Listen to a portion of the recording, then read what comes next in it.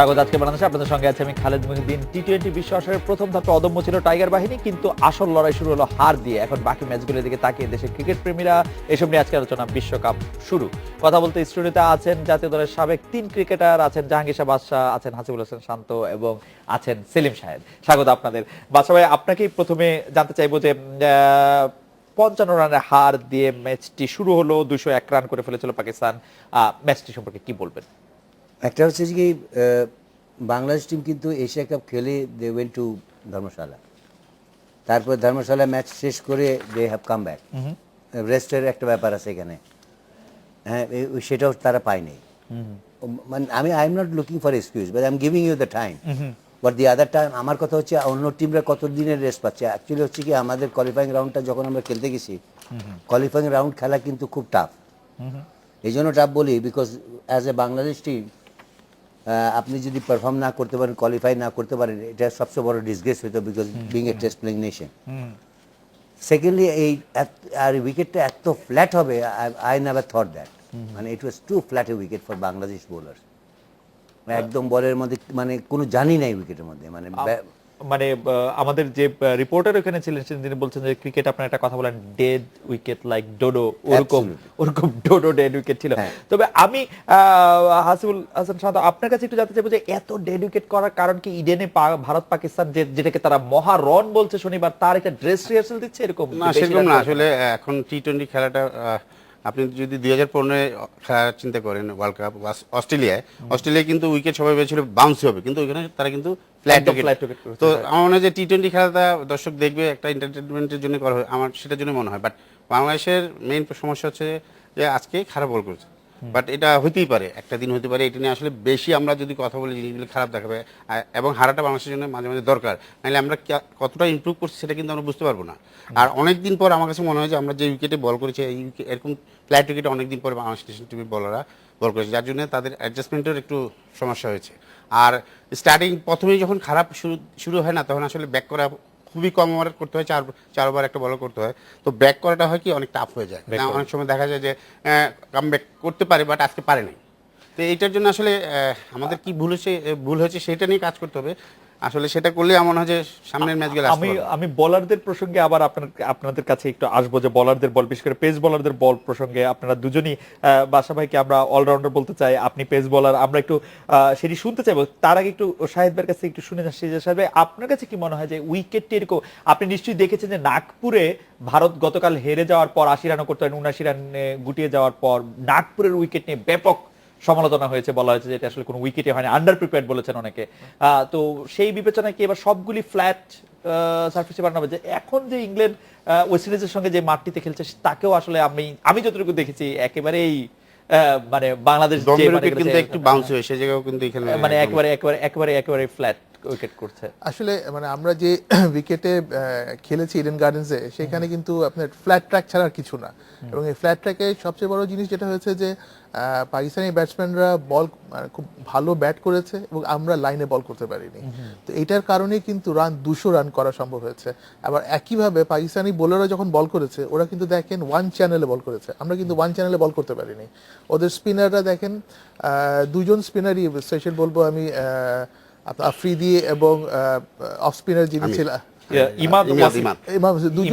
দুইজনে কিন্তু একই লাইনে বল করেছেন এবং তারা কিন্তু বল টার্নও করাতে পেরেছেন। সো হার্ড এই ধরনের ব্যাটিং ট্র্যাকের ভিতরে কিন্তু তারা বলে বাউন্স পেয়েছে এবং টার্নও করাতে পেরেছে। সেই কারণে কিন্তু আমরা সেভাবে ফ্লুয়েন্টলি শট খেলতে পারিনি।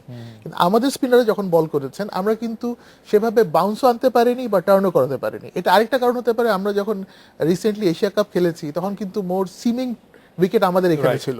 সো সেখানে হয়তো আমরা কম্পারেটিভলি ইজিয়ার ওয়েতে বল টার্ন করাতে পেরেছি বা বল মুভ করাতে পেরেছি, কিন্তু এই কন্ডিশনে আমরা সেই জিনিসটা করতে পারিনি। কিন্তু কম্পারেটিভলি পাকিস্তানি বোলাররা সেই জিনিসটা করতে পেরেছেন। এখানে কিন্তু ডিফারেন্সটা হয়ে গেছে। আমাদের বোলাররা লাইনে বল করা না কারণে পাকিস্তানের ব্যাটসম্যানরা লুজ বলগুলো মিস করেনি এবং রানগুলো এক্সিকিউট করতে পেরেছে। ওয়ারেজ আমরা যখন ব্যাটিং করেছি, ওদের বোলাররা কিন্তু ওয়ান চ্যানেলে বা ওয়ান লাইনে বল করেছে। সেই কারণে আমরা সেভাবে শট খেলতে পারিনি, বা শট খেললেও টপ এজ হয়েছে, আউট হয়েছে, লাইনে আউট হয়ে গেছে। তামিম দেখেন আপনি, তারপরে মাহমুদুল্লাহ দেখেন, মুশফিক দেখেন, শট খেলতে গিয়ে আমরা সবাই আউট হয়ে গেছি। ওয়ারেজ অন দ্য আদার হ্যান্ড ওরা কিন্তু শটগুলো এক্সিকিউট প্রপারলি করতে পেরেছে। So that was the difference. আমি আমি আমি বোলিং সম্পর্কে একটু জানতে চাইবো বাদশা ভাই। মানে আসলে ক্রিকেট তো খুবই মনো সংযোগের খেলাও বটে, মানে খুবই সাইকোলজিক্যাল গেমও বটে। বোলার আসলে কি চেয়েছেন করতে? আলামিনের প্রথম ওভার থেকে যদি শুরু করি, যেটি শান্ত বলছিল যে একবার একটি ওভার করার পরে, খারাপ ওভার করার পরে ফিরে আসা খুব মুশকিল, কিন্তু আলামিন আসলে কি ট্রাই করছিলেন এই মাঠে, যেখানে আপনি বলছিলেন একটুও জান নেই, ও ঠুকে দেওয়ার চেষ্টা করছিল, শর্ট পিচ করছিল, কি করতে চাইছিল কি আসলে? কারণটা হচ্ছিল ওই শারজিল ছেলেটা কিন্তু অনসাইডে কিন্তু খুব ভালো খেলে Right. ওটা, কিন্তু প্রথম যে পুলটা সে করেছিল সেটা কিন্তু ক্যাচ হইতে পারতো যদি তামিম ইকবাল যদি একটু তৎপর থাকতো, বেশি দূরে কিন্তু পড়ে না। তামিম জাজমেন্টটা রং করেছে, দেরি করেছে। আফটার দ্যাট সে আবার he tried the same ball, but ওইটা কিন্তু রং লাইনে ছিল, যার জন্য it was easy for him to pull a for 6। তো আমি বোলিং এর এখন ব্যাপারে এত ফ্ল্যাট ট্র্যাকে বোলিং করা, মানে আরেকটা হচ্ছে কি আজকে কিন্তু কোনো স্লোয়ার বল কোনো কিন্তু আজকে দেখিনি, কোনো ভ্যারিয়েশন আমরা দেখিনি। সেকেন্ডলি আপনি স্পিনারের কথা বলতেছেন, আমাদের স্পিনারে টার্ন করাতে পারে না, যে সেলিম শাহেদ বলতেছিল টার্ন করাবে কিভাবে, তারা they were stepping out to our spinners, মানে দেয়ার ব্যাটসম্যান শুরু করার আগেই তো। হ্যাঁ, তাতে হয়েছে কি it is become very difficult for because এত ভালো উইকেট। তারপরে আপনি দেখবেন প্রথম 8 ওভারে they never try to hit the ball too hard. Salim Shahed তুমি নোটিস করছো, they are playing to the gap, আর সুইট টাইমিং এর উপরে খেলতেছিল। এখানে এই উইকেট এসে ভালো, যখন ভালো ব্যাটিং উইকেট পাওয়া যায় তখন কিন্তু অনেক সময় you must play with your timing and গ্যাপটা সুন্দর করে, যেন বিরাট কোহলি খেলে। আমরা সেটা করিনি। আমরা কি করছি, উই ওয়ান্টেড টু, দেখছি 202 করছে তারা, আমরা we wanted to play with power. আর ওদের বোলাররা একটা চ্যানেলে বল করছে, ইটস বিকাম ভেরি ডিফিকাল্ট। আর সেকেন্ডলি ফ্রেশ উইকেট অ্যান্ড পরে ইউজ করা টু ডিফারেন্ট থিং, বিকজ আপনি জানেন এই কলকাতার উইকেটে কিন্তু কমেন্টেটরও বসে অ্যাট পার স্কোর হচ্ছে 155, 180ও হয়েছে আইপিএল এর ক্ষেত্রে, পার স্কোর বলেছে at least 150, তো আমার কথা হচ্ছে বাংলাদেশ টিম যখন ব্যাটিং এ নামছে to score 202 and 120 balls, it is difficult. And then আমাদের স্টার্টটাও ভালো হয়নি, যেরকম সৌম্য সরকার গট আউট। তো এসে আমি বলবো think about this is a bad day, আজকে we are not a good day in our office. Right, সেটা ঠিক আছে। বোলিং সম্পর্কে শান্ত আপনি একটু বলবেন যে মানে আমরা আসলে এমনকি মাশরাফি এসে শর্ট বল দিচ্ছিলেন, তারপর আবার উনি চেষ্টা করছিলেন অনেক ধরনের বল করতে, বাট বেসিক্যালি আমরা যখন এশিয়া কাপ খেলি সেখানে ছিল উইকেট পুরো ডিফারেন্ট উইকেট, বাউন্সি উইকেট, তো ওইখানে লাইন এন্ড লেন্থ ছিল ডিফারেন্ট।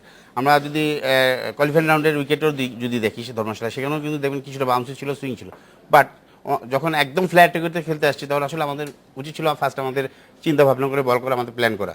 আমি জানি না, নিশ্চয়ই প্ল্যান করেছে, কিন্তু আপ টু তোমার বল করতে পারিনি। আমি বলবো যে আজকে ব্যাড ডে, বাট আজকের এই ভুলটা যাতে আমাদের না হয় সেটার জন্য কাজ করতে হবে। আজকে দেখেন আপনি তাসকিনের প্রথম ওভারে একটা 4 হয়েছে, আলামিন সবসময় ওর কিন্তু ওভারের প্রথম দিকে ভালো বল করে, আজকে কিন্তু ওর প্রথম ওভার থেকে হয় একদম ব্যাটের সামনে বল করছে, নাহলে শর্ট বল করছে। তো আমি বলবো যে হয় টায়ার্ড ছিল বা আজকে দিনটা খুবই খারাপ ছিল। মানে কিছু একটা। আমি ব্যাটসম্যানের মানসিকতা একটু বুঝতে চাইবো সেলিম সাহেব আপনার কাছ থেকে, সৌম্য সরকারকে কি এখন ড্রপ করা উচিত, বিশ্রাম দেওয়া উচিত, কাউন্সেলিং করা উচিত, খেলিয়ে যাওয়া উচিত, কি করা উচিত? মানে সৌম্য কিন্তু আসলে মানে আমার কাছে মনে হচ্ছে না যে একজন ওপেনিং ব্যাটসম্যান যেরকম খেলছেন খেলা উচিত। আপনি যদি সৌম্যর আউটটা দেখেন, ওর পাটা যায়নি, স্ট্রেট বল, পেসে বিট হয়ে গেছে। এবং এটা হয়, এটা যে হয় না এটা যে কোনো সময় একটা ব্যাটসম্যান হতে পারে, বাট যে কোনো কারণে আজকে হয়ে গেছে। এটা হতে পারে ও tired energy, he was doing it for long time. আমি আমি বলি বলতেছি যে অনেকগুলি ম্যাচ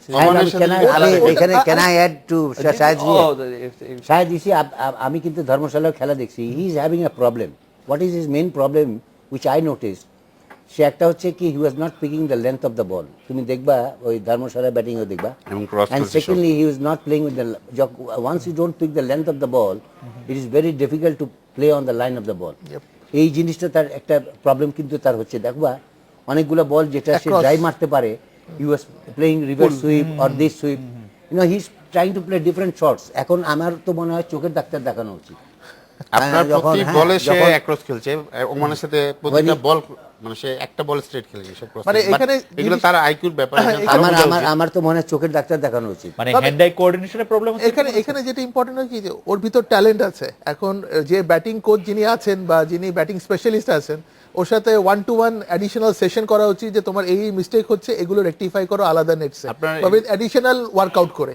কারণ সেই ধরেন সিমিলার মিস্টেকস যদি বারবার করে তাহলে কিন্তু একটা ব্যাটসম্যানকে দিয়ে Similar mistakes ও তাহলে এই কিন্তু করতে improve খেলায় করতে কিন্তু পারবে ভিডিও না। ফুটেজ দেখানো হচ্ছে, similar- এভরিডে সিটিং হচ্ছে, দেখছে তারা তাদের কি সমস্যা হচ্ছে, তারপরে যদি Improve না করে। হ্যাঁ স্যার এসে পড়ায় গেল, পরীক্ষা যদি ও না পারে সেটা তো দেখার বিষয়। সেই ক্ষেত্রে কি মানে নিঃসন্দেহে সৌম্য শেষ কয়টা যে ওয়ান ডে ম্যাচে আমরা যে দেখেছি সাউথ আফ্রিকার সাথে পারফরমেন্স, পাকিস্তানের সাথে পারফরমেন্স, BPL এর performance, মানে আমি আমি আমি মনে করি যে সে অসাধারণ খেলেছে, কিন্তু তারপর থেকে যে টি-টোয়েন্টি গুলি আমরা দেখলাম যে বাদশা ভাই বলছিলেন যে অনেক দিন ধরে, তো এটা তো আসলে কোনো না কোনো একটা সমাধান একটা এটা খোঁজা উচিত। এটা এটা আমার কাছে মনে হয় যে সৌম্যর যেখানে গ্যাপ আছে সেখানে ওয়ার্কআউট করে ওকে হয়তো একটু ব্রেক দিয়ে বা রেস্ট দিয়ে আবার রিকভার করানো, সেখানে হয়তো আমাদের অন্য যে ব্যাটসম্যান আছে তাকে দিয়ে হয়তো কভার করা, that can be one option. But আরেকটা ইম্পর্টেন্ট ইস্যু যেটা বাদশাহ বলছেন যে আমাদের কিন্তু ব্যাটসম্যানদের ক্রিকেটিং শট খেলতে হবে, এক্সট্রা ভ্যাগেন্ট কিছু খেলে কিন্তু রান করবো না আমরা। আপনি দেখেন ঢাকাতে মাহমুদুল্লাহ একটা ইনিংসে 13 বলে 33 করেছিল, হ্যাঁ, হ্যাঁ। হ্যাঁ ওখানে ইন্ডিয়ার কিন্তু সাথে। ইন্ডিয়ার সাথে কোনো এক্সট্রা ভ্যাগেন্ট শট খেলেনি, সে কিন্তু cricketing shot, proper cover drive, mid wicket দিয়ে 6, লং অফ দিয়ে 6, straight drive, proper cricketing shot. আমরা আছি কিন্তু প্রপার ক্রিকেটিং শটগুলো অ্যাপ্লাই করতে পারিনি। আমরা যদি প্রপার ক্রিকেটিং শটগুলো অ্যাপ্লাই করি, ধরেন আপনি যদি ডাউন দ্য উইকেটে যেও যদি ড্রাইভ প্রপার ক্রিকেটিং শট খেলি, সেখানেও কিন্তু আমরা রান করতে পারি। ইটস নট দ্যাট যে আমাকে রিভার্স সুইপ মেয়ে রান করতে হবে, যেখানে আমার আউট হওয়ার চান্স অনেক বেশি থাকে। আমরা যদি ফোকাস করি যে না প্রপার ক্রিকেটিং শট খেলে আমরা রানগুলো করব, তাহলে কিন্তু দেখা যায় যে রানের চাকাও ঘুরবে এবং আউট হওয়ার চান্সেসও কম থাকবে।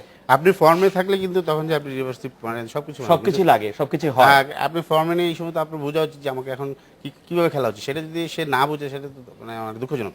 না আমি কিন্তু তার- বাদশা ভাই আপনি একটু সৌম্যের পাশাপাশি একটু মুশফিকুর রহিমের কথা যদি একটু বলেন, যে আমি মুশফিকের খেলাও আমি মুশফিককে পাচ্ছি না আসলে। আজকে অবশ্য দুটি শট ও দারুণ খেলেছে, কিন্তু তার কিন্তু মনে হচ্ছে কিন্তু সে চেষ্টা করছে, চেষ্টা করতেছে, মানে right. কিছু একটা করার জন্য But চেষ্টা you know, করছে।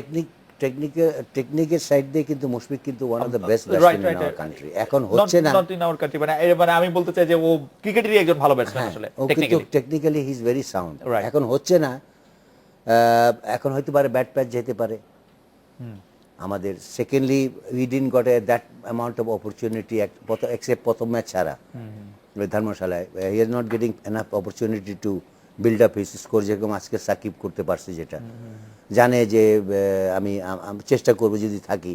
কিন্তু he played also cricketing shot Shakib কিন্তু, ক্রিকেটিং শটস হ্যাঁ আজকে হ্যাঁ he got Straight back to six. Runs. এখন ব্যাপারে হচ্ছে কি হি উইল গেট রানস, এইটার জন্য আমার আমি কোনো মানে সন্দেহ নাই। এখানে ফরম্যাটটাও দেখতে হবে টি-20। হ্যাঁ, আর ফরম্যাটটাও দেখতে হবে।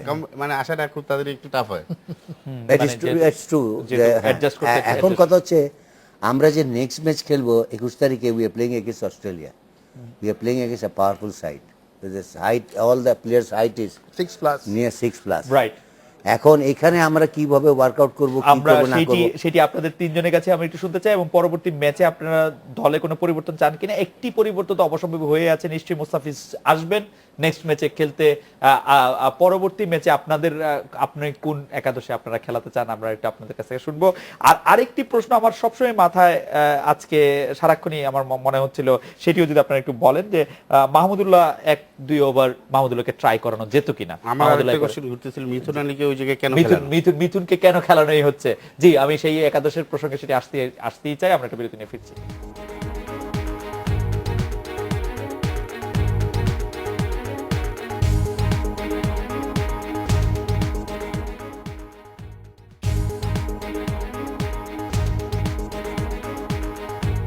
আজকের বাংলাদেশ। বিরতির পর ফিরে এলাম আজকের বাংলাদেশে। বাদশা ভাই, আমরা পরবর্তী ম্যাচ নিয়ে আসলে কথা বলছিলাম। আপনার বিরতির সময় আমরা সবাই বলছিলাম যে আমরা আসলে বাংলাদেশ সম্পর্কে এরকম নেতিবাচক ধারণা আপনারা কেউ নিতে চান না, এরকম ধারণা আমরা দিতেও চাই না। আসলে ঘটনা হচ্ছে যে বাংলাদেশ আজকের ম্যাচ খারাপ খেলেছে বা টি-20 বাংলাদেশের জন্য না, সেটা আমরা জানি সবাই। কিন্তু অস্ট্রেলিয়ার সঙ্গে যে ম্যাচটিতে, সেটিতে আপনি কি একাদশ চান, কি পরিবর্তন চান? দুটি প্রশ্ন কিন্তু রয়েই যায়। একটি হচ্ছে যে কেন মিঠুন খেলছেন, কেন নাসির ইন করছেন না, মানে নাসির একটা কার্যকর, সেটি প্রশ্ন উঠছেই আর কি বারবারে। নাসির কিন্তু অ্যাজ এ অলরাউন্ডার আমরা খেলাতে পারি, এই জন্য বিকজ সে একটা ধরনের অফ স্পিনার যে অফ স্পিনও করতে পারে, আবার সে সোজা বলও করতে পারে। যেটা সোজা করে দ্যাট বল স্কিডস, জোরে করে। অনেক জোরে যায়, কিন্তু অনেক সময় ব্যাটসম্যান মনে করে যে এটাকে ব্যাকফুটে গিয়ে খেলতে পারবো, কিন্তু বল পরে এত তাড়াতাড়ি আসে। তারপরে হিজ গুড ফিল্ডার প্লাসই আমরা তাকে টাইটেল দেওয়া হয়েছিল ফিনিশার হিসাবে। রাইট। বাট ওই ফিনিশার গেল কোথায় আমি তো এটি বুঝতে পারলাম না। মিঠুন চলে আসলো এখন ফিনিশার হিসাবে মনে হয়। হ্যাঁ, এইগুলা কিছু কিছু আসে। এখন ব্যাপার হচ্ছে কি, টিমের ম্যানেজমেন্টে যারা আছে, টিমের যারা মানে থিঙ্কিং ব্রেন যারা আছে, তারাই কিন্তু ডিসাইড করে কি হবে না হবে। আমাদের হচ্ছে কি, খেলার পরে আমাদের চোখে ধরা পড়ে বলে আমরা সেগুলো পয়েন্ট আউট করতে পারি। রাইট। আমরা খেলার আগে এগুলো বলতেও পারি না। তো একটা হয় কি, আজকে মনে করেন আমাদের কিন্তু যত কিছুই বলেন, আমাদের কিন্তু ব্যাটিং আমি অত বলবো না খারাপ হয়েছে উইকেটের জন্য, বোলিংটা খারাপ হয়েছে আজকে। আর কোনো কিছু খারাপ হয় না। ফিল্ডিং এর দিক দেখেন, ফিল্ডিং ভালো হয়েছে, পাকিস্তান ভালো হয়েছে। আর পাকিস্তান ব্যাটিং খুব সুন্দর করছে। And total is become little bigger. আমি তো বলি 160-70 যদি করতে পারতাম, আমরা একটা খুব ক্লোজে যেতে পারতাম, যতই তাদের বোলিং এর ইয়ে থাকুক। আপনার একাদশটা একটু বলবেন যে পরের ম্যাচের একাদশের জন্য আপনি কাকে কাকে ফিট মনে করছেন? আপনি কি তামিম সৌম্যর মধ্যে, তামিম তো অটোমেটিক চয়েস, সৌম্যকে আপনি বাদ দিতে চান, খেলাতে চান? না, আমি I don't want to experiment on the top. Okay, let him be there. তাহলে তামিম, সৌম্য, সাব্বির, সাকিব, মাহমুদুল্লাহ, মুশফিকুর রহিম, নাসির, মাশরাফি থাকবে, তাসকিন? ক্যাপ্টেন তাসকিনও থাকবে, আলামিন, মুস্তাফিজ। মুস্তাফিজ। শান্ত, আপনি কোনো চেঞ্জ চান? সমস্যাকে মানে লাস্ট বিগত খেলাকে যদি দেখে আসি, আসলে ওকে একটু ব্রেক দেওয়া উচিত। যে মিথুন আলী আছেন, যে ওপেন করেন, ব্যাটিং করেন, ওপেন করেন, তাকে একটা চান্স দেওয়া দরকার ওপেনিং এ। এই পরিবর্তন আপনি চান? নাসির যে জায়গাটায় 7 নম্বরে সে ভালো ব্যাটিং করে এবং ভালো স্পিন করে এবং সাথে ভালো ফিল্ডিং করে, তা আমি বলবো যে নাসির। এবং উইকেট দেখে আসলে পেস বোলার কয়জন নিবে সেটা উইকেট দেখে আসলে নির্ধারণ করতে হবে। আচ্ছা, যদি পেস বোলার আপনি 3 জন বা মানে মাশরাফি সহ 4 জনকে যদি রাখেন, তাহলে আপনি আলামিনকে রাখছেন, নাকি আপনি আলামিনকে বদলাতে চান? উইকেট দেখে যদি আপনি যদি মুস্তাফিজ আছে, অবশ্যই মুস্তাফিজ খেলবে। আলামিন আর তাসকিনের মধ্যে আপনি কাকে রাখবেন? তাসকিন। আপনি তাসকিনকে রাখবেন। আর এখানে আপনি আরাফ হাসানকে খেলাতে চান, যদি উইকেটের উপর ডিপেন্ড করছে আর কি, সেটা প্রয়োজন মনে করেন। শাহিদ ভাই, আপনার টিম? আমিও আপনার ডিপেন্ড করে উইকেটের উপরে।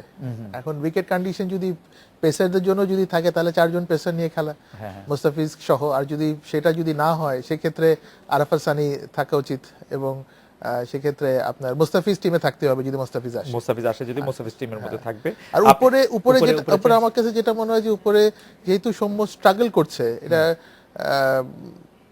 একটু ব্রেক দিয়ে চেঞ্জ করা যেতে পারে। যে ওখানে হয়তো মিথুন আলী যেহেতু ওকে নিয়েছে যখন টিমে, why not give him opportunity যে প্রুভ ইয়োরসেলফ। এবং left hand right hand combination হলে একটা ব্যাটসম্যান বোলারদের জন্য একটু ডিফিকাল্ট হয় লাইনের জন্য, সেটা একটা কনসিডারেশন আসতে পারে আর কি। এভাবে যদি চিন্তা করা যায় যে না, ঠিক আছে, ওপেনিং ডিউলটা আমাদের একজন লেফট হ্যান্ড একজন রাইট হ্যান্ড হবে, তাহলেও একটা কম্বিনেশন ক্রিয়েট হওয়ার সম্ভাবনা আছে। আমি এখানে একটা জিনিস অ্যাড করতে চাই। একটা ম্যাচ খারাপ খেললেই you want to have so much of change, it's difficult. এখন কথা হচ্ছে নিচের দিকে আমাকে ঠিক করতে হবে। সেটার জন্য নিচের জন্য ঠিক করার জন্য যেটা নাসির যেহেতু নাম্বার 7 এ থাকে, যদি থাকে, তাহলে আমার মনে হয় উপরে তুমি আইদার সৌম্যকে বাদ দিয়ে মিথুনকে ট্রাই করতে পারো, right and left, that's a good idea. But করবা কিনা, সৌম্য সরকার কিন্তু অনেকদিন ধরে এই মানে আমার জানার মতে একটা 48 আছে এশিয়া কাপে, এছাড়া কিন্তু পাকিস্তানের সঙ্গে আছে। হ্যাঁ, তার কিন্তু রান নেই। তাহলে you can give him break. সেই হিসেবে আমার মনে হয় আমি ওইখানে বলেছি যে যে থিংকিং মিথুনকে ট্যাঙ্ক এই জায়গা আছে। দিলে ভালো হয়। হ্যাঁ, আপনার কাছে মনে হচ্ছে যে মানে যে টোটালি আসলে একদমই not fit, out of form, out of touch, এবং তাকে একটা ব্রেক দিয়ে আসলে আমাদের মানে সৌম্য আমাদের জন্য খুবই গুরুত্বপূর্ণ খেলোয়াড়ও বটে, কিন্তু তাকে আসলে মানে একটি গুড ফিল্ডার অলসো। কিন্তু কিছু সময় যায় ব্যাট প্যাচ যায়, এবং আরেকটা যেটা হয় যে একটা প্লেয়ারদের ওই কিছুক্ষণ মেন্টালি একটু ঠিক আছে, তুমি রেস্ট নিয়ে কিছুজন শ্যাডো অন্য এক্সারসাইজের মধ্যে থাকো, watch the game from outside. Shahid ভাই, আপনি একটু বলবেন যে যখন টিম থেকে বাদ পড়েন খেলোয়াড়রা বা মূল একাদশে থাকেন না, তখন কি মেন্টালি ওরা ভালো ফিল করেন, খারাপ ফিল করেন, ফিরে আসার জন্য সহায়ক হয়, কি হয় আসলে? ফিরে আসার জন্য সহায়ক হয়, কারণ তখন মনে হয় যে কি কারণে আমি সেই হলো। আগ্রহ থেকে আমি চাবো যে আমার আমার জিনিসগুলো ঠিক করে আমি যাতে আবার ঠিক করে better আসতে পারি। পারি। ওটা যখন সে এক্সট্রা নেট প্র্যাকটিস করবে, কোথায় মিস্টেক আছে সেটার জন্য ওয়ার্কআউট করবে, তো সেটার উপরে যখন সে ওয়ার্কআউট করবে তখন সে আরো ফোকাস থাকবে, যখনই সে নেক্সট ম্যাচে আবার সুযোগ পায় তখনই সে নিজেকে প্রুভ করার চেষ্টা করবে।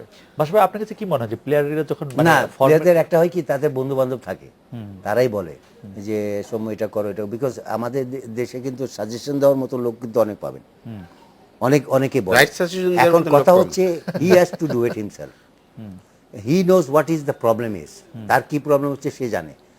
এখন আমি তার প্রবলেমটাকে বললাম, সলভ করতে তাকে করতে হবে। আর কোচ কিন্তু 12 ঘন্টা 14 ঘন্টা তার সাথে থাকবে না যে তোমার প্রবলেম সলভ করার জন্য, because he has got other players to do. এখন একটা প্লেয়ার যখন ড্রপ হয় তখন তাকে চেষ্টা করতে হবে how to get in to the team again, and যেগুলো জিনিসের জন্য আমি আউট হচ্ছি, যেগুলো আমার ভুল হচ্ছে, ওগুলোকে রেকটিফাই করো। এত সুন্দর খেলে সে প্রতি জিতে। খেলায় বাসায় না, তারা না, কিন্তু এত সিঁড়ি পাচ্ছে সুন্দর তাদের। খেলে সে straight. Very I good. Don't know why he is Every playing match. This god knows. প্রতি ম্যাচে যখন খেলা শেষ হয়ে যায় তাদের ব্যাটিং এর সিটি, বলারদের সিটি পাচ্ছে, ব্যাটসম্যানরা তাদের ব্যাটিং এর সিটি পাচ্ছে, তার বাসায় যেও দেখতে পারে কি ভুল হচ্ছে, তা কি খেলতেছে, সেখান থেকে তো তাদের অনেক কিছু না, ইমপ্রুভ হয়ে যেত। তোমার থাকলেও ব্যাপার হচ্ছে কি, Apply করাটা। না, হি ইজ থিঙ্কিং দ্যাট না আমার মিস্টেক হচ্ছে না। এখন যখন ড্রপ হবে, যখন সিলেকশন থেকে বাদ যাবে, তখন he will try to get in to the side again. Actually he was not basically opening batsman, কিন্তু আমরা কিন্তু তাকে ওপেনিং বানানো ব্যাটসম্যান যে মানে তৈরি করা বিজয় হয়েছে। ইঞ্জুরি হওয়ার পরে মেকশিফট ও কিন্তু ছিল না প্রথমে।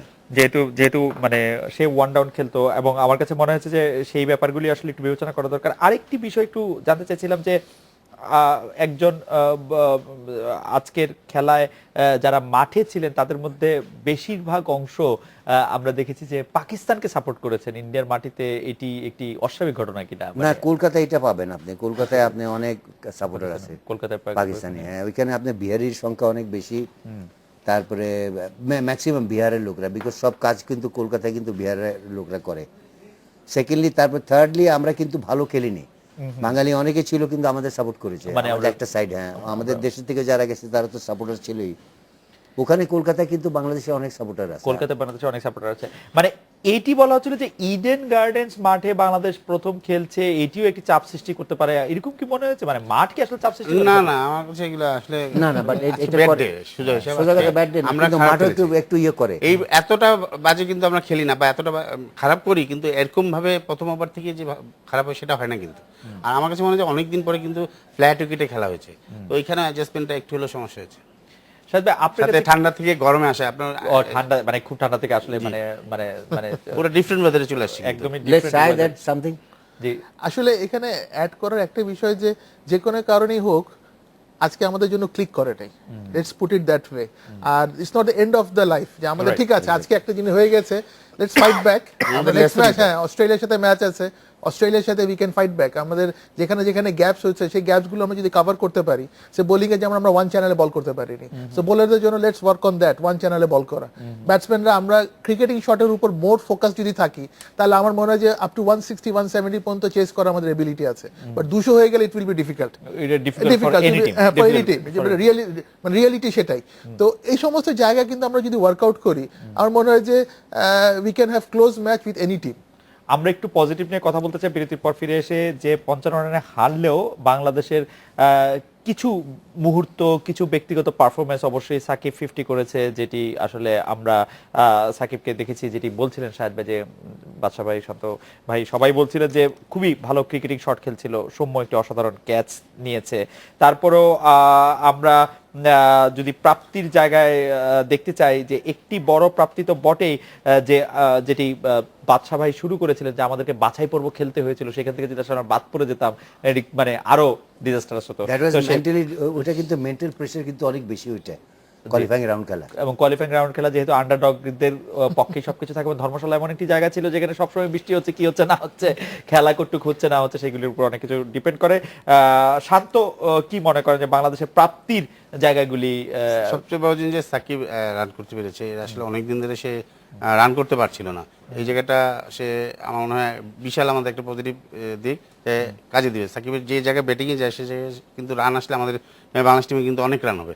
আরেকটা জিনিস হচ্ছে যে আমাদের কি কি ভুল হচ্ছিল, আমরা অনেকদিন ধরে এইগুলো নিয়ে কথাবার্তা বা হচ্ছিল না, সেই জিনিসগুলো কিন্তু একটু হলেও বাংলাদেশ টিম আবার রিভিউ করতে পারবে যে ফ্ল্যাট উইকেটে আসলে কিভাবে বল করতে হবে, এই সময়টা আমাদের কি ধরনের ভেরিয়েশন আনা দরকার, সেইগুলো জিনিস কথাগুলো কিন্তু উঠে আসবে আমার মনে হয়।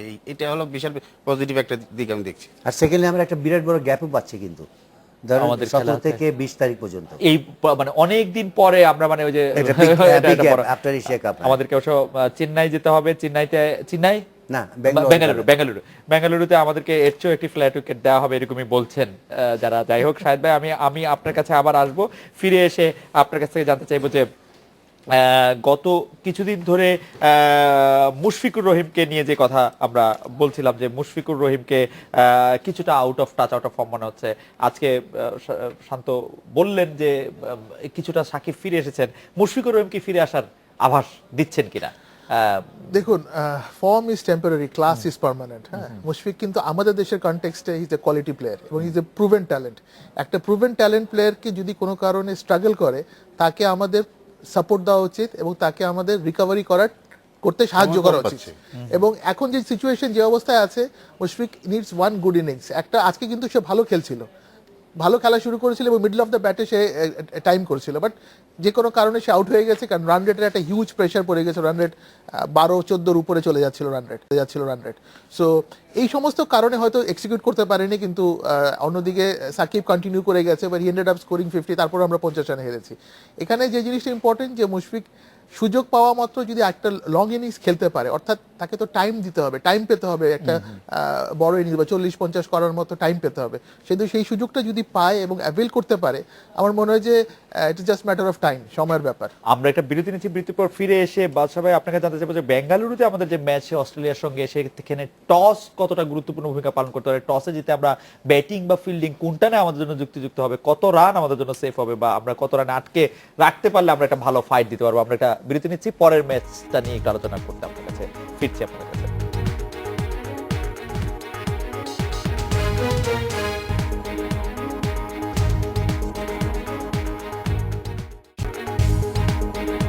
ফিরলাম আজকের বাংলাদেশে। বাদশা ভাই, পরের ম্যাচ অস্ট্রেলিয়ার সঙ্গে টসে জিতলে ব্যাটিং না ফিল্ডিং কি নেওয়া উচিত, কিভাবে? আমার তো মনে হয় ওইখানে 8টার সময় খেলা শুরু হবে, রাত্রে 8টায়। রাইট। ডিউ ফ্যাক্টর থাকতে পারে পরে। আমার মনে ব্যাটিং করাই ভালো, একটা ব্যাঙ্গালোরে স্ট্রং due factor টিমের থাকবে। এগেইনস্টে আগে ব্যাটিং করাই ভালো। এখন আগে যদি ওদেরকে ব্যাটিং করতে দেই, দে মাইট স্কোর Another পাকিস্তানের মতো একটু বেশি রান করলে আমাদের।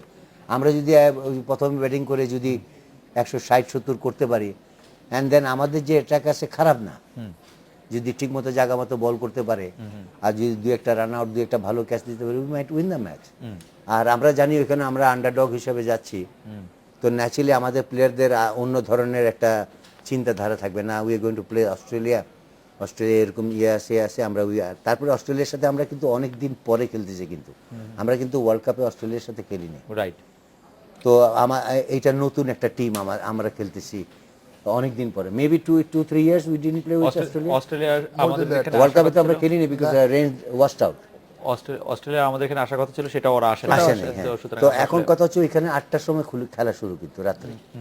অ্যান্ড দেন আমার মনে হয় টসে আমাদের জিতে ব্যাটিং করা উচিত। আর আমার মনে হয় team by this time team also will going to get good rest, এবং তারপরে আমার ধৈর্যটা হয়ে থাকবে। হ্যাঁ, আমার মনে হয় they will give a fight, because আমাদের ছেলেরা বুঝতে পারছে যে we can't go like this. ফাসুল হাসান শান্ত, আপনার কাছে কি মনে হয় পরের আমার ম্যাচে? আমার কাছে প্রথম কথা হলো যে অস্ট্রেলিয়ার সাথে খেলতে হলে তাদের চেয়ে ভালো ক্রিকেট খেলতে হবে, বোলিং, ফিল্ডিং এবং ব্যাটিং তিন সাইডে অস্ট্রেলিয়ার চেয়ে যদি আমরা ভালো খেলি, তাহলে যে আমরা ভালো খেলি মানে জিততে পারবো।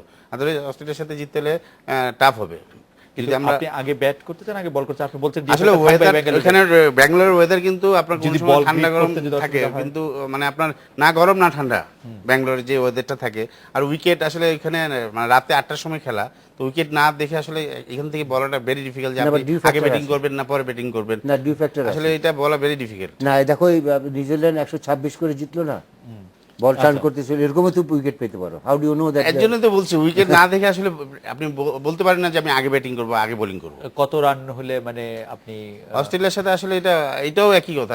কিছুদিন আগে তারা 205 কিন্তু সাউথ আফ্রিকার মতন টিমের সাথে চেস করে জিতেছে। তো এখানে বলবো যে এত কিছু প্রেডিকশন না করে আমরা ভালো খেলি, অস্ট্রেলিয়ার সাথে ভালো সব সাইড থেকে আমরা ভালো খেলি, তাহলে আমরা কিন্তু আমাদের কাজটা হয়ে যাবে। সব সাইড থেকে ভালো খেলতে হবে। শাহেদ ভাই, আপনি কোনো দেখেন, এখানে কয়েকটা ফ্যাক্টর। ফার্স্ট হচ্ছে রাত্রে খেলা, সেকেন্ড হচ্ছে উইকেট কন্ডিশন।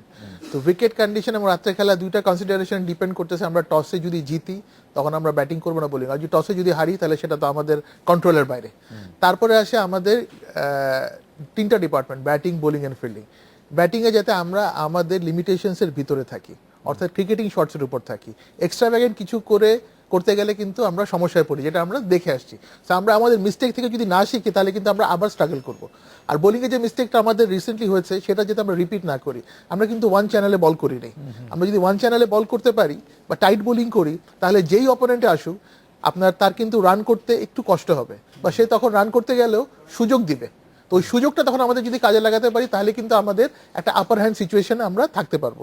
তার মানে এই সমস্ত জায়গায় যদি আমরা ফোকাস করি, প্লাস আমরা 3 দিনের একটা ব্রেক পাচ্ছি, এই ব্রেকেও কিন্তু আমাদের একটা রিকভারি কাজ করবে, যেটা আমরা যে কি মিস্টেক করেছি সেই মিস্টেকের রিপিট যাতে না হয় সেটার উপরে ওয়ার্কআউট করে যাতে নেক্সট ম্যাচে ফ্রেশ এনার্জি নিয়ে যেতে পারি। আর আরেকটা বড় জিনিস হচ্ছে যে অস্ট্রেলিয়ার সাথে কিন্তু আমরা আন্ডারডগস, অস্ট্রেলিয়ার হারানোর অনেক কিছু আছে, আমাদের কিন্তু হারানোর কিছু নাই, তেমন কিছু নাই। So we can go flat out to beat them.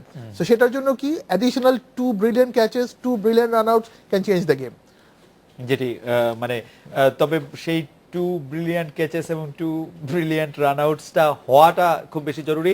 কিন্তু ব্যাটিং, বোলিং, ফিল্ডিং 3 ডিপার্টমেন্টে আমাদের ভালো খেলার জন্য এখন তার খেলাটা শেখার কিছু নাই। মানে এই অ্যাপ্লিকেশনটা করার জন্য আপনি যদি পরামর্শ আমরা চাই তাহলে সেই পরামর্শটা কি দিবেন? মানে মানসিক মন্ত্রে উজ্জীবিত হওয়ার পরামর্শটা আসলে কি হতে পারে? আমরা একটা বিরতি নিয়ে আপনাদের কাছে জানতে চাইবো যে এটা তো আসলে মানে কোন জাদু মন্ত্র বলে।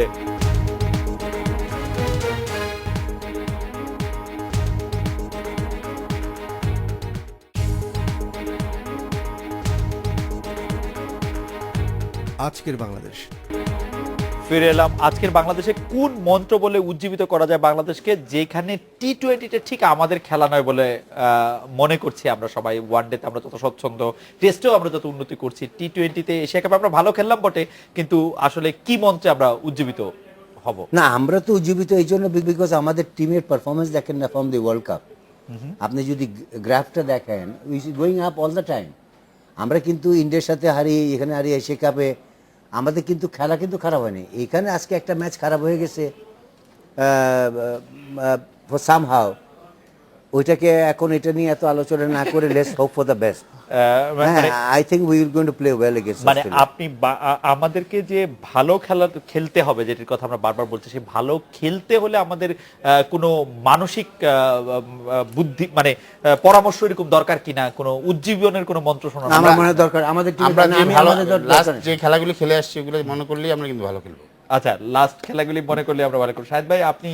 সিম্পল, যে আপনি যখন জিতেছেন কিভাবে খেলেছেন, think of the good things of your life, যে আপনার উইনিং কন্ডিশনসে আপনি কিভাবে নিজেকে অ্যাপ্লাই করেছেন, কিভাবে বোলিং করেছি, কিভাবে ফিল্ডিং করেছি, কিভাবে ব্যাটিং করেছি। আমাদের এই সমস্ত ব্যাটসম্যানরাই কিন্তু ম্যাচ জিতিয়েছে, এই সমস্ত বোলারই কিন্তু ম্যাচ উইনিং বোলিং করেছে। তো সেই জিনিসটারই যদি আমরা আবার অ্যাপ্লাই করতে পারি, নিজেদেরকে পুনরাবৃত্তি করি, তাহলে কিন্তু আমরা আবার নিজেদেরকে ফিরে পাবো।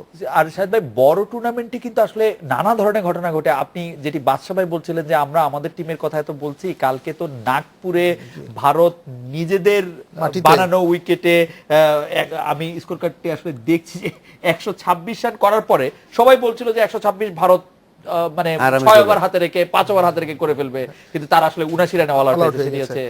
এখন এটাই হচ্ছে বাস্তব। এটা আমাদের যেটা বাস্তব সেটা বুঝতে হবে, যে বাস্তবের সাথে খাপ খাইয়ে আমাদের চলতে হবে। আমরা যদি উইমজিক্যাল চিন্তা না করে যেটা প্র্যাকটিক্যাল সিচুয়েশন আসে, অর্থাৎ উইকেন্ড কন্ডিশন কেমন, গ্রাউন্ড কন্ডিশন কেমন এবং আমাদের স্ট্রেংথ এবং উইকনেস, সেগুলোর অ্যাসেসমেন্ট করেই কিন্তু আমাদের প্ল্যান করতে হবে। আমি এখানে একটা অ্যাড করতে পারি। জি, আমরা যত না শক টুডে আজকে তার খারাপ চেয়ে হাতে, খেলোয়াড়- তার থেকে কিন্তু গতকালকে 1,25,00,000 লোক 100 কোটি লোকরা বেশি শক। না না, অবশ্যই অবশ্যই। তো আমরা আজকে খারাপ খেলছি, একটা ম্যাচ খারাপ খেলছি, উই ডোন্ট না, মাইন্ড। আমরা শকড না, আমরা শকড না, কারণ হচ্ছে যে র্যাঙ্কিংই বলছে যে আমরা আসলে টি-20 দশম দল এই ইয়েতে। তা আমরা এই ফরম্যাটে আমরা শক না। আমাদের এই হারটা আমাদের জন্য কিছু হলেও ভালো দিক নিয়ে আসবে ভবিষ্যতের জন্য। আমাদের যে ভুলগুলি অনেক দিন ধরে আমরা এটা নিয়ে কথাবার্তা, বা যারা কর্মকর্তা আছেন তারা কিন্তু অনেক দিন ধরে এই বিষয় নিয়ে খালি জিতা বিষয় নিয়ে কিন্তু কথাবার্তা চলছিল। তো এই যে ফ্ল্যাট উইকেটের ব্যাপারটা কিন্তু আমরা টোটালি ভুলে গিয়েছিলাম যে ফ্ল্যাট উইকেটে বল করতে হবে। ধর্মশালাটাই চিন্তা করছিলাম। এই কারণে কিন্তু আপনার ইডেনে এসেই কিন্তু না, আমরা- ধর্মশালা উইকেট কিন্তু লাইভলি ছিল। হ্যাঁ সেটাই ফ্ল্যাট উইকেটে কিভাবে বল করতে হবে ওই জায়গাটা কি ভেরিয়েশন করতে হবে, ওই জায়গাটা কিন্তু আমরা ফার্স্টেই একদম ফ্ল্যাট উইকেটে বল করার ক্ষেত্রে শাহেদ ভাই And আপনি they also batted well. You have to agree that. যদি আপনারা বারবার বলছিলেন, আমি যদি সেই জায়গা থেকে আসি যে ফ্ল্যাট উইকেটে বল করতে হলে শান্ত ভাই অবশ্য বলছিলেন যে প্রথম থেকে যে মানে ফ্ল্যাট উইকেটে বল কিভাবে করবো সেটা আমরা ভাববো, সেদিকে আলাদা কোনো ভাবনা মানে কোনো একটি দেখুন, স্ট্র্যাটেজি। আপনি যদি গ্রিন টপে আসেন, আপনি যদি উপরে বল করেন, তখন কিন্তু বল এমনি একটু স্কিড করে, একটু মুভ করে, তো ব্যাটসম্যান তখন শট খেলতে গেলে দেখা যাবে তার এজ হওয়ার চান্স থাকে। Right. কিন্তু ফ্ল্যাট উইকেটে সেই জিনিসটা হবে না। Right. তো তাকে এমন এক জায়গায় বল করতে হবে, 3/4 লাইনে বল করতে হবে, যাতে না সে ফ্রন্ট ফুটে খেলতে পারে না ব্যাক ফুটে খেলতে পারে, যে হাফ কক সিচুয়েশনে থাকতে হয়। তাহলে কি তাকে অন দ্য রাইজ খেলতে হবে। তো অন দ্য রাইজ খেললে কখনো কি ব্যাটে সবসময় সুইট পার্টে টাইমিং হবে না, কখনো টপ অফ দ্য ব্যাটে লাগবে, কখনো সুইট পার্টে টাইমিং হবে। যখনই টপ অফ দ্য ব্যাটে লাগবে তখনই কিন্তু ক্যাচ হওয়ার সম্ভাবনা থাকে। তো এই জিনিসগুলো আমাদের ওয়ার্কআউট করা। তো না, আমি- এটা আসলে করতে যেই কিন্তু তারা হয় একবারে সামনে করে ফেলছে না শর্ট বল। রাইট, এখন ওই জায়গায় যদি আমরা এক লাইনে করতে পারি, ওয়ান চ্যানেলে বল করতে পারি। আপনি দেখেন আমির যখন বল করেছে পাকিস্তানের, ও কিন্তু এক লাইনে বল করেছে। তো এই জিনিসটাই আমাদের বোলাররা যদি করতে পারতেন, তাহলে কিন্তু আমাদের বোলার দেখবেন হয় শর্ট করেছেন, হয় উপরে করেছেন। ওই চ্যানেলে বলটা সেটা কিন্তু আমরা ঠিকমতো সেটা আজকে কি করতে খুব পারি কঠিন বাচ্চা ভাই? না, শুধু এক channel এ বল করা? আমি আমারটা নাকি বলি। আমি ঢাকার মাঠে অনেক ফ্ল্যাট উইকেট আমি আমার জীবনে পেয়েছি, বাইরেও পেয়েছি। ঢাকার মাঠে সারা পাকিস্তানে- জীবন ফ্ল্যাট উইকেট? না, পাকিস্তানে পেয়েছি। When I got a flat wicket, what I do, I cut down my speed of my run up. I take time to reach to my point of delivery, and then I wait. ওই যে আসে না point of delivery, আপনি এখান থেকেও ছাড়তে পারেন, এখান থেকেও ছাড়তে পারেন, এখান থেকেও ছাড়তে পারেন। তখন আপনাকে কিন্তু ওই সময় নিয়ে চিন্তা করে, আমি তখনকার দিনে বল করতাম এইভাবে, how to bowl in a flat track, because I know I am not getting anything. আমাকে তো আটকাইতে হবে।